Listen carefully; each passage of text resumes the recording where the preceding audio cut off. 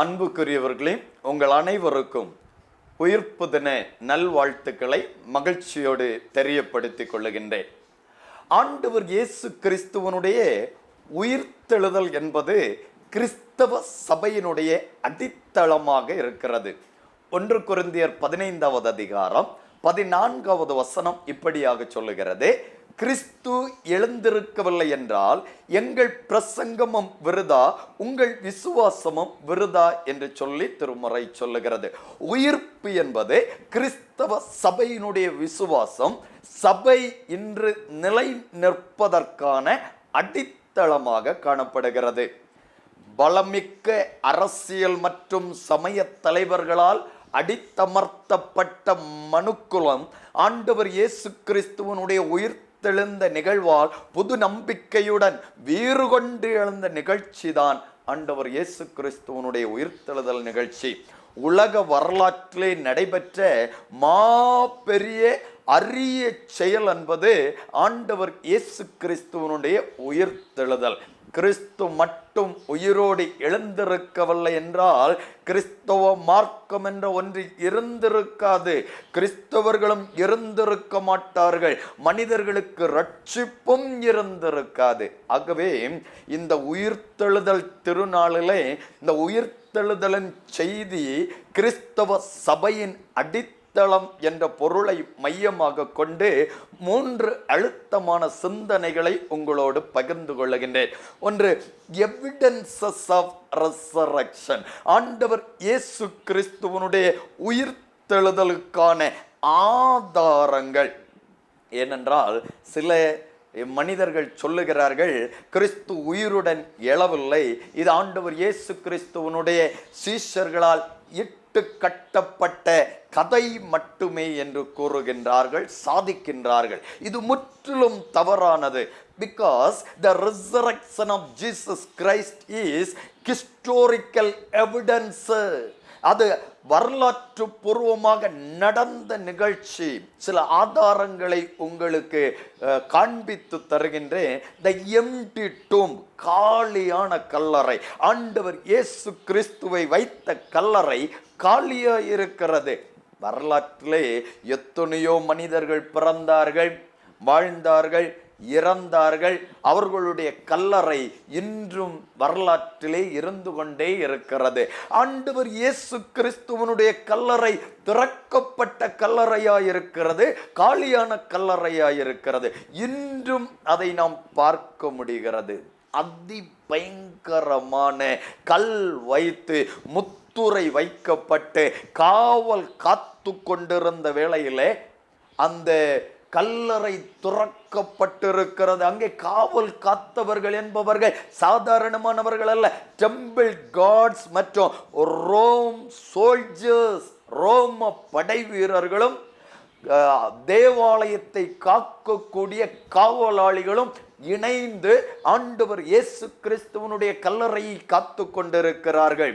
யோவான் நற்செய்தி நூல் 20வது அதிகாரம் 1 வசனம் சொல்லுகிறது, வாரத்தின் முதல் நாள் காலையில் அதிக இருட்டோடு மகதலேனா மரியாள் கல்லறையினிடத்திற்கு வந்தபோது கல்லறையை அடைத்திருந்த கல் எடுத்து போட்டிருக்க கண்டார்கள். கல்லறை காலியாயிருந்தது. ஆண்டவர் இயேசு கிறிஸ்து எப்போது உயிர்த்தெழுந்தார்? வாரத்தின் முதல் நாள் ஞாயிறு தினம் காலையில். மத்தேயு 28வது அதிகாரம் 1வது வசனம் சொல்லுகிறது, ஓய்வு நாள் முடிந்து வாரத்தின் முதலாம் நாள் மரியாளும் மகதலேனா மரியாளும் மற்ற மரியாளும் கல்லறையை பார்க்க வந்தார்கள்.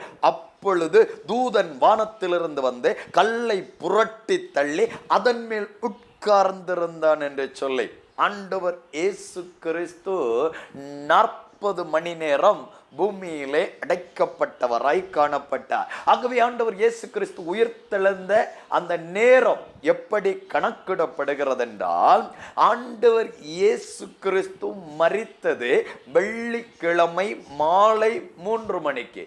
ஏன் மாலை 3 மணி என்றால், மாலை 3 மணிக்கு பஸ்கா ஆடு அடிக்கப்படுகின்ற நேரம். அதே நேரத்தில் பிதாவாகிய தேவனிடத்தில் தன்னுடைய ஜீவனை, தன்னுடைய ஆவியை ஆண்டவராகிய இயேசு கிறிஸ்து ஒப்பு கொடுத்தார்.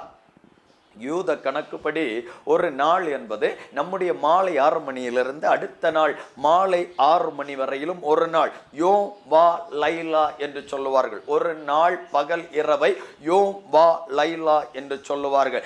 யூத கணக்குப்படி அந்த வெள்ளிக்கிழமை எத்தனை மணி நேரம் என்றால் 3 மணி நேரம். அந்த வெள்ளிக்கிழமை 3 மணியிலிருந்து 6 மணி வரையிலும் தான் அந்த ஒரு யோம் வா லைலா, அதிலே 3 மணி நேரங்கள் இருக்கிறது. அடுத்து வெள்ளிக்கிழமை மாலை 6 மணியிலிருந்து சனிக்கிழமை மாலை 6 மணி வரை ஒரு யோம் வா லைலா என்பது 24 மணி நேரம் அதில் இருக்கிறது. 24 + 3 27 மணி நேரம் ஆகிறது. அடுத்து சனிக்கிழமை மாலை 6 மணியிலிருந்து ஞாயிற்றுக்கிழமை காலை 6 மணி வரையிலும் கணக்கெடுக்கின்ற போது அவர்களுடைய யோம் வா லைலா கணக்கின்படி 12 மணி நேரம். 27 + 12 39 மணி நேரம் அதில் கணக்கிடப்படுகிறது. அப்படியானால் ஆண்டவர் இயேசு கிறிஸ்து 6 மணிக்கும் 7 மணிக்கும் இடைப்பட்ட அந்த அதிகாலை வேளையில உயிர்த்தெழுந்தார். ஏனென்றால் 40 மணி நேரம் என்பது மிக முக்கியமான இலக்கமாகவும் நேரமாகவும் கணக்கிடப்படுகிறது. The evidence of the resurrection, empty tomb. ஆண்டவர் இயேசு கிறிஸ்துவனுடைய காலியான கல்லறை. இரண்டாவது evidence, the transformation of the disciples. ஆண்டவர் இயேசு கிறிஸ்துவனுடைய சீஷர்களிடத்தில் ஏற்பட்ட பயங்கரமான டிரான்ஸ்பர்மேஷன், பயங்கரமான மாற்றம், அதி பயங்கரமான மாற்றம். பயந்து நடுங்கி பூட்டிய அறைக்குள் இருந்த சீஷர்கள் தைரியமாய் பிரசங்கம் பண்ணுகிறார்கள். பெந்தேக்கொஸ்தே நாளிலே பேதுரு எழுந்து நின்று பிரசங்கம் பண்ணுகிறார். அப்போஸ்தலர் 2வது அதிகாரம் 14வது வசனத்திலே பேதுரு 11 கூட நின்று அவர்களை நோக்கி உரத்த சத்தமாய், யூதர்களே, எருசலேமில் வாசம் பண்ணுகிற ஜனங்களே, நீங்கள் எல்லாரும் அறிந்து கொள்வீர்களாக. 22வது வசனத்திலே, நீங்கள் அறிந்திருக்கிறபடி நசரேயனாகிய இயேசுவை கொண்டு தேவன் உங்களுக்குள்ளே பலத்த செய்கைகளையும் அற்புதங்களையும் அடையாளங்களையும் நடப்பித்து அவைகளினாலே அவரை உங்களுக்கு வெளிப்படுத்தினார். 23வது வசனம், அந்த இயேசுவை நீங்கள் பிடித்து அக்கிரமக்காரருடைய கைகளினாலே சிலுவையில் ஆணியடித்து கொலை செய்தீர்கள். 32வது வசனம், இந்த இயேசுவை தேவன் எழுப்பினார், இதற்கு நாங்கள் எல்லாரும் சாட்சிகளாயிருக்கிறோம். 36வது வசனம், ஆகையினால் நீங்கள் சிலுவையில் அறைந்த இந்த இயேசுவை தேவன் ஆண்டவரும் கிறிஸ்துவுமாக்கினார் என்று இஸ்ரவேல் குடும்பத்தார் யாவரும் நிச்சயமாய் அறிய கடவர்கள் என்றார். பிரசங்கம் மட்டுமல்ல, உயிர்த்த ஆண்டவர் இயேசு கிறிஸ்துவின் நாமத்தில் அற்புதங்களையும் செய்தார்கள். அப்போஸ்தலர் 4வது அதிகாரம் 1வது வசனத்திலிருந்து நாம் படிக்கிற வேளையிலே, அற்புதம் செய்தது நிமித்தமாய் இந்த சிஷ்யர்களை பிடித்து காவலிலே வைத்தார்கள். அதன் அடுத்த நாள் காலை பொழுதிலே பிரதான ஆசாரியர்கள், வேதபாரகர்கள், மூப்பர்கள் கூட்டம் கூடி இவர்களை விசாரணை செய்கிறார்கள். எந்த வல்லமையினால், எந்த ஆற்றலினால், எந்த அதிகாரத்தினால், எந்த நாமத்தினால் இதை செய்கிறீர்கள் என்று சொல்லி அவர்கள் சொல்லுகிறார்கள். 10வது வசனத்திலே, உங்களால் சிலுவையில் அறையப்பட்டவரும் தேவனால் மரித்தோரிலிருந்து எழுப்பப்பட்டவருமாயிருக்கிற நசரேயனாகிய இயேசு கிறிஸ்துவின் நாமத்தினாலேயே இவன் உங்களுக்கு முன்னதாக சொஸ்தமாய் நிற்கிறான் என்று உங்கள் எல்லாருக்கும் தெரிந்திருக்க கடவது. 20வது வசனத்தில் சொல்லுகிறார்கள், நாங்கள் கண்டவைகளையும் நாங்கள் கேட்டவைகளையும் பேசாமல் இருக்க கூடாதே. They have turned world upside down. உலகத்தை அப்படியே தலை கீழாய் மாற்றுகின்ற அனுபவத்தை இந்த சீஷர்கள் பெற்றுக்கொண்டார்கள். ஆண்டவராகிய இயேசு கிறிஸ்துவனுடைய உயிர்த்தெழுதலுக்கான ஆதாரம், the transformation of the disciples. 3வது ஆதாரம், testimony of eyewitnesses. testimony of eyewitnesses, கண்களால் கண்ட சாட்சிகள். மத்தேயு 28வது அதிகாரம் 1வது வசனத்திலிருந்து மகதலேனா மரியாள், மற்ற மரியாள் கண்களால் கண்ட சாட்சிகள். யோவான் 20வது அதிகாரம் 1வது வசனத்திலிருந்து படிக்கிற போது பேதுருவும் யோவானும் கண்களால் கண்ட சாட்சிகளாய் மாறினார்கள். மத்தேயு 28வது அதிகாரம் 16வது வசனத்திலிருந்து 20வது வசனம் வரை படிக்கிற வேளையில 11 சீஷர்களும் ஆண்டவர் இயேசு கிறிஸ்துவை, உயிர்த்தெழுந்த ஆண்டவர் இயேசு கிறிஸ்துவை தங்கள் கண்களால் கண்டார்கள். யோவான் 20வது அதிகாரம் 27வது வசனத்திலிருந்து உயிர்த்தெழுந்த ஆண்டவர் இயேசு கிறிஸ்துவை தோமா கண்களால் கண்டார், சாட்சியாய் மாறினார். லூக்கா 24வது அதிகாரம் 13வது வசனத்திலிருந்து படிக்கின்ற போது எம்மா ஊருக்கு நேராக சென்ற சீஷர்கள் அவர்களுடைய கண்களால் உயிர்த்தெழுந்த ஆண்டவர் இயேசு கிறிஸ்துவை கண்டார்கள், சாட்சியானார்கள். யோவான் 21வது அதிகாரம் 1வது வசனத்திலிருந்து படிக்கின்ற வேளையில திபேரியா கடற்கரையில 7 சீஷர்களுக்கு உயிர்த்தெழுந்த ஆண்டவர் தரிசனம் கொடுக்கிறார். உயிர்த்தெழுந்த ஆண்டவர் இயேசு கிறிஸ்துவை அவர்கள் கண்களால் கண்டு சாட்சிகளானார்கள். 1 கொரிந்தியர் 15வது அதிகாரம் 4வது வசனத்திலே இதை பவுல் சொல்லுகின்ற போது அழகாய் சொல்லுவார். 3ஆம் நாள் ஆண்டவர் இயேசு கிறிஸ்து உயிர்த்தெழுந்து கேபாவுக்கும் 11 சீஷர்களுக்கும் 500 பேருக்கும் பின்பு யாக்கோபுக்கும் அதன் பின்பு அப்போஸ்தலர்கள் எல்லாருக்கும் தரிசனமானார் என்று சொல்லி. ஆம் அன்புக்குரியவர்களே, உயிர்த்தெழுந்த ஆண்டவர் இயேசு கிறிஸ்துவனுடைய உயிர்த்தெழுதலுக்கு ஆதாரம் அவரை கண்களால் கண்டு சாட்சிகளாய் மாறின இந்த பிள்ளைகள். ஆகவே இது இட்டு கட்டப்பட்ட கதையல்ல. ஆண்டவராகிய இயேசு கிறிஸ்துவனுடைய உயிர்த்தெழுதல் என்பது சரித்திரத்திலே ஆச்சரியமாய் நடந்த நிகழ்ச்சி. இரண்டாவதாக the experiences of resurrection.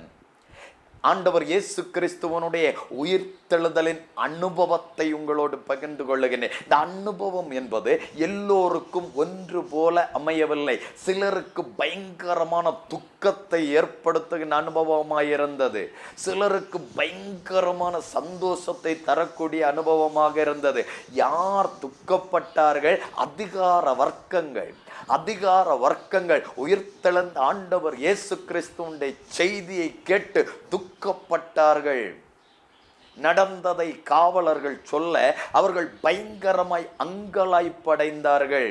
மத்தேயு 28வது அதிகாரம் 11வது வசனத்திலிருந்து நாம் படிக்கின்ற வேளையிலே பிரதான ஆசாரியர்கள் மூப்பர்களோடு கூடி வந்து ஆலோசனை பண்ணி சேவகருக்கு வேண்டிய பணத்தை கொடுத்து நாங்கள் நித்துரை பண்ணுகையில் அவனுடைய சீஷர்கள் ராத்திரியிலே வந்து அவனை களவாய் கொண்டு போய்விட்டார்கள் என்று சொல்லுங்கள். இது தேசாதிபதிக்கு கேள்வியானால் நாங்கள் அவரை சம்மதப்படுத்தி உங்களை தப்புவிப்போம் என்றார்கள்.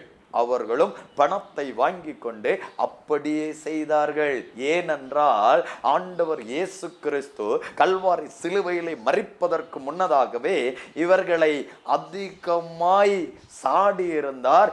இவர்கள் அவரை கண்டு அதிகமாய் பயந்திருந்தார்கள். தேவ ஆலயத்தை தூய்மைப்படுத்தின போது அடித்து துரத்தப்பட்டவர்கள், குருடரான வழிகாட்டிகளே என்று சொல்லி ஆண்டவரால் சொல்லப்பட்டவர்கள், மாய்மாலக்காரர்களே என்று சொல்லி ஆண்டவரால் சொல்லப்பட்டவர்கள், வெள்ளையடிக்கப்பட்ட கல்லறைகள் என்று சொல்லி ஆண்டவரால் அழைக்கப்பட்டவர்கள், இவர்களுக்கு ஆண்டவர் இயேசு கிறிஸ்துவனுடைய உயிர்த்தெழுதல் என்பது மிகவும் பயத்தையும் அங்கலாய்ப்பையும் ஏற்படுத்தியது. ஆனால் ஆண்டவரை நம்பியிருந்த பிள்ளைகளுக்கோ அது பயங்கரமான சந்தோஷத்தின் அனுபவமாக இருந்தது. உயிர்ப்பின் செய்தியை கேட்ட மகதலானா மரியாளும் மற்ற மரியாளும் பயத்தோடும், காட்ஸ் ஃபியர், ஆண்டவருக்கு பயப்படுகின்ற பயத்தோடும் மகா சந்தோஷத்தோடும் கல்லறையை விட்டு சீக்கிரமாய் புறப்பட்டு அவருடைய சீஷர்களுக்கு அறிவிக்க ஓடினார்கள் என்று சொல்லி மத்தேயு 28வது அதிகாரம் 8வது வசனத்திலே படிக்கிறோம். இந்த செய்தி பேதுரு சொல்லப்பட்ட வேளையிலே யோவான் 20வது அதிகாரம் 3வது வசனத்திலிருந்து படிக்கிற போது பேதுருவும் யோவானும் மிகவும் பிரமித்து ஓடினார்கள், ஒருமித்து ஓடினார்கள். யோவான் முந்தி ஓடி பார்த்து வெளியே சாடுகின்றான், பேதுரு உள்ளே போய் மீண்டும் பார்த்து விட்டு வெளியே வருகின்றான். எல்லாம் கண்டு விசுவாசித்தார்கள், மகா மகிழ்ச்சியின் அனுபவத்தை பெற்றார்கள். லூக்கா 24வது அதிகாரம் 13வது வசனத்திலிருந்து படிக்கிற போது எம்மா ஊருக்கு நேராக போன சீடர்களின் அனுபவம். கண்கள் திறக்கப்பட்டு அவரை கண்டார்கள். 33வது வசனம் சொல்லுகிறது, அந்நேரமே எழுந்திருந்து எருசலேமுக்கு திரும்பி போனார்கள். இப்போதுதான் எருசலேமிலிருந்து எம்மா ஊருக்கு வந்தார்கள். 7 மைல், அப்ராக்சிமேட்டா 11.5 கிலோமீட்டர், 11.5 கிலோமீட்டர் நடந்து வந்தவர்கள் இயேசுவை தரிசித்த உடனே சும்மா இருக்க முடியவில்லை. மிகுந்த மாபெரும் மகிழ்ச்சியோடு மீண்டும் எருசலேமுக்கு நேராக திரும்பி ஓடினார்கள். எவ்வளவு களைப்பு தளர்வு இருந்த அந்த சூழ்நிலைமையிலும் அவர்களால் சும்மா இருக்க முடியாத பயங்கரமான அனுபவத்தை இந்த உயிர்த்தெழுதலின் வழியாய் பெற்று கொண்டார்கள். கடைசியாக the message of resurrection கூட அழுத்தமாய் சொல்லி இந்த செய்தியை நிறைவு செய்கின்றேன். உயிர்த்தெழுதல் நிமித்தமாய் ஆண்டவர் தருகின்ற செய்தி என்ன? the message of resurrection. உயிர்த்தெழுந்த ஆண்டவர் இயேசு கிறிஸ்துவை கண்டவர்களுக்கும் அதை கேட்டவர்களுக்கும் கொடுக்கப்பட்ட செய்தி என்னன்னா, go and tell. go tell. போ சொல். எதை சொல்ல வேண்டும்? he is not here, he has risen. அவர் உயிர்த்தெழுந்தார், அவர் உயிர்த்தெழுந்தார் என்பதை சொல்லுவதுதான் உயிர்த்தெழுதலின் செய்தி. உலகம் கேட்ட மிக பெரிய செய்தி, he is risen. எங்கும் தொனித்த உரத்த சத்தமாய் சொல்லப்பட்ட செய்தி, he is risen. அவர் உயிர்த்தெழுந்தார். முதலிலே அந்த செய்தியை கேட்ட மகதலான மரியாளும் மற்ற மரியாளும் சீக்கிரமாய் செய்தி சொல்ல ஓடினார்கள். பேதுருவும் யோவானும் அதை கேட்டவுடனே செய்தி சொல்ல ஓடினார்கள். கண்டவர்களிடத்திலெல்லாம் சொன்னார்கள், கேட்டவர்களிடத்திலெல்லாம் சொன்னார்கள். என்ன சொன்னார்கள்? he is risen. 2024ஆம் வருடத்தில் உயிர்த்தெழுதலின் திருநாளை கொண்டாடுகின்ற அன்பு சகோதரனே சகோதரியே, இதை எல்லோரிடத்திலும் சொல்லுங்கள், உலகம் முழுமையும் சொல்லுங்கள். அதுதான் ஆண்டவர் நமக்கு தருகின்ற உயிர்த்தெழுதலின் செய்தி. நாம் உயிரோடு இருக்கும் போதுதான் சொல்ல முடியும், நாம் மரித்து போனால் சொல்ல முடியாது. ஆகவே உலகத்தோடு இந்த செய்தி எப்போதும் சொல்லிக்கொண்டே இருக்க வேண்டும். இதுவே கிறிஸ்தவ விசுவாசத்தின் சபையினுடைய அடித்தளம். பவுல் சொல்லுகின்றார் 1 தெசலோனிக்கர் 4வது அதிகாரம் 14வது வசனத்திலே, இயேசுவானவர் மரித்து பின்பு எழுந்திருந்தார் என்று விசுவாசிக்கிறோமே, அப்படியே இயேசு கிறிஸ்துவுக்குள் நித்திரை அடைந்தவர்களையும் தேவன் அவரோட கூட கொண்டு வருவார். இந்த ரெசரக்ஷன் நமக்கு தருவது அதி பயங்கரமான நம்பிக்கையின் செய்தி. நமக்கும் உயிர்த்தெழுதல் உண்டு என்ற செய்தியை சொல்லுகிறது. வீழ்ச்சியிலிருந்து உயர்வுக்கு நேராக உயிர்த்தெழுதல் உண்டு. வறுமையிலிருந்து செழுமைக்கு நேராக உயிர்த்தெழுதல் உண்டு. நோயிலிருந்து சுகத்துக்கு நேராக உயிர்த்தெழுதல் உண்டு. துக்கத்திலிருந்து மகிழ்ச்சிக்கு நேராக உயிர்த்தெழுதல் உண்டு. நம்பிக்கை இன்மையிலிருந்து நம்பிக்கைக்கு நேராக உயிர்த்தெழுதல் உண்டு. மரணத்திலிருந்து ஜீவனுக்கு நேராக உயிர்த்தெழுதல் உண்டு. ஆகவே இந்த உயிர்த்தெழுதல் திருநாளிலே நிறைந்த மனதோடு, பூரண விசுவாசத்தோடு, மிகுந்த மகிழ்ச்சியோடு அல்லேலூயா பாடுவோம். உலகம் முழுமையும் இந்த செய்தியை அறிவிப்போம். ஆண்டவர் இந்த வார்த்தைகள் வழியாய் நம்மை ஆசீர்வதிப்பாராக. ஆமென். God bless you.